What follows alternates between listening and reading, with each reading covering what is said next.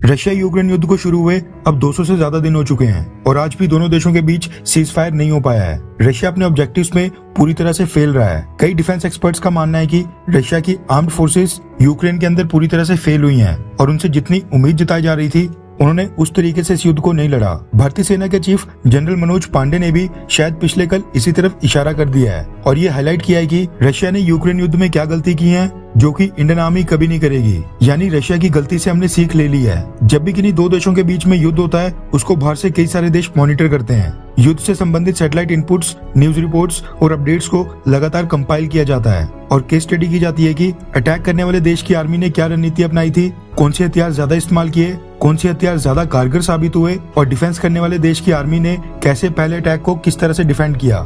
ये एनालाइज किया जाता है कि दोनों देशों की सेना के क्या बैटल प्लान रहे और सेना के तीनों अंगों एयरफोर्स, आर्मी और नेवी ने कैसे कोऑर्डिनेट किया था। ये इसलिए किया जाता है ताकि इस बात का पता लगाया जा सके कि कौन से टैक्टिक्स और नीतियों से किसी देश की सेना ने ज्यादा प्रभावशाली तरीके से मिलिट्री और कॉम्बैट ऑपरेशंस को अंजाम दिया, ताकि फ्यूचर में अगर हमें कोई युद्ध लड़ना पड़े तो हम वो गलतियां ना करें जो कि पहले किसी न किसी देश द्वारा अपने युद्ध में की गई हो और उनसे हार का सामना करना पड़ा हो।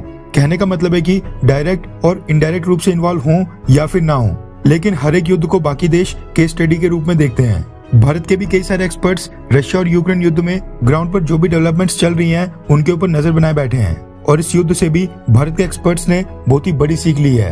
रेफरेंस के लिए आपकी स्क्रीन के ऊपर द इकोनॉमिक टाइम्स के आर्टिकल का स्क्रीनशॉट है जिसके मुताबिक रशिया यूक्रेन युद्ध का उदाहरण देते हुए army chief general Manoj Pande ने कहा है कि युद्ध के दौरान लॉजिस्टिक का पार्ट बेहद इंपॉर्टेंट है। यानी हथियार, एमुनेशन और खाने पीने का सामान और बाकी रसद फ्रंटलाइन के ऊपर लड़ रहे सोल्जर्स के पास एफिशिएंट तरीके से पहुंचाई जानी चाहिए। ट्रूप्स की मूवमेंट और मेंटेनेंस प्रॉपर प्री प्लान तरीके से होनी चाहिए और फ्रंटलाइन के ऊपर सोल्जर्स और मटेरियल्स को रेगुलर बेसिस पर रिप्लेस किया जाना चाहिए।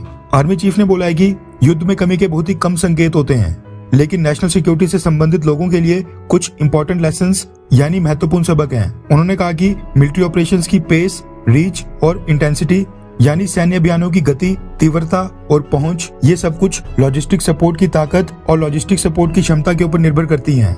यानी जिस भी देश की सेना के पास अच्छा लॉजिस्टिक सपोर्ट होगा वो सेना अपने सैन्य अभियान अच्छे तरीके से चला सकती है। जनरल मनोज पांडे ने बोला कि युद्ध अकेले सेनाओं के बीच नहीं लड़े जाते हैं, वो एक सारे राष्ट्र का प्रयास होते हैं। वॉर्स में नेशनल रेजिलियंस यानी राष्ट्र के लचीलेपन का टेस्ट होता है। युद्ध देश के रिसोर्सेज और कैपेसिटी को बढ़ाते हैं और रशिया यूक्रेन युद्ध इसका उपयुक्त उदाहरण है जो पिछले 6 महीने से लड़ा जा रहा है। आर्मी चीफ ने आगे कहा कि ऐसे कई एग्जाम्पल्स हैं जो दर्शाते हैं कि लॉजिस्टिक सपोर्ट के कारण युद्ध जीते भी गए हैं और लॉजिस्टिक सपोर्ट की कमी के कारण कई युद्ध हारे भी गए हैं। इसलिए लॉजिस्टिक सपोर्ट बेहद ज्यादा जरूरी है। उन्होंने कहा कि मिलिट्री इंफ्रास्ट्रक्चर तो बहुत ही इंपॉर्टेंट है, लेकिन इंडियन इंडस्ट्री की मदद से सिविल और मिलिट्री फ्यूजन होना बहुत ही इंपॉर्टेंट होता है। अमेरिका, ब्रिटेन, रशिया और अब चाइना ने भी इसको इम्प्लीमेंट कर दिया है, जो दर्शाता है कि ये कितना इंपॉर्टेंट इशू है। रशिया यूक्रेन युद्ध में रशियन फोर्सेस को लॉजिस्टिक्स की काफी दिक्कत आ रही है, जो कई सारे डिफेंस एक्सपर्ट्स ने हाईलाइट भी की है। फ्रंटलाइन के ऊपर रशियन ट्रूप्स के पास एमुनेशन नहीं पहुंच रहे हैं, उन तक खाने पीने का सामान नहीं पहुंच रहा है और कई सारे ऐसे इंसिडेंट सामने आए हैं जहां पर उनको लोकल शॉप से खाना पीना चोरी करना पड़ रहा है। फ्रंटलाइन के ऊपर लड़ रहे ट्रूप्स को वहां पर